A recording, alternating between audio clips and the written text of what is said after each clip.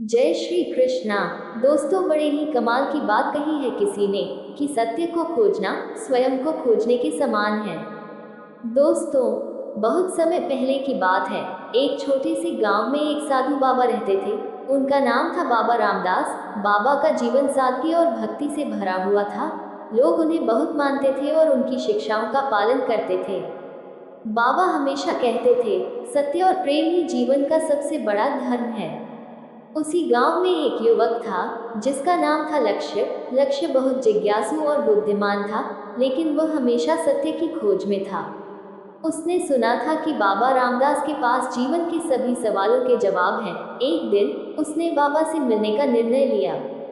लक्ष्य बाबा के आश्रम पहुंचा और उनसे पूछा कि बाबा, सत्य क्या है? मैं इसे जानना चाहता हूँ। बाबा मुस्कुराए और बोले, सत्य को जानने के लिए तुम्हें एक यात्रा पर जाना होगा।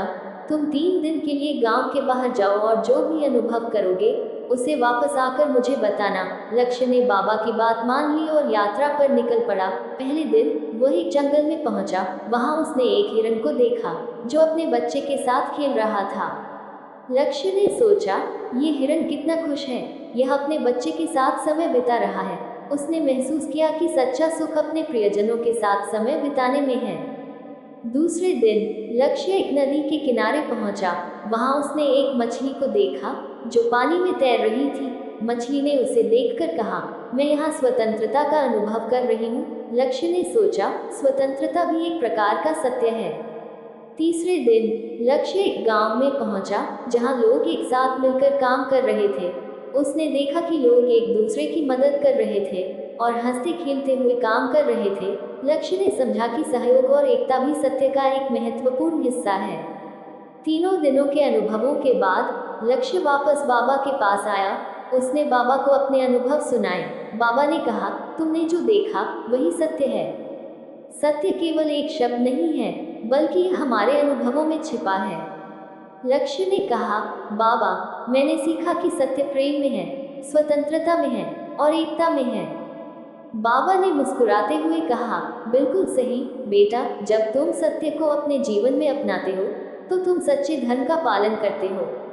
इस प्रकार लक्ष्य ने समझा कि सत्य की खोज केवल बाहरी यात्रा नहीं है, बल्कि यह आंतरिक अनुभवों और समझ का परिणाम है।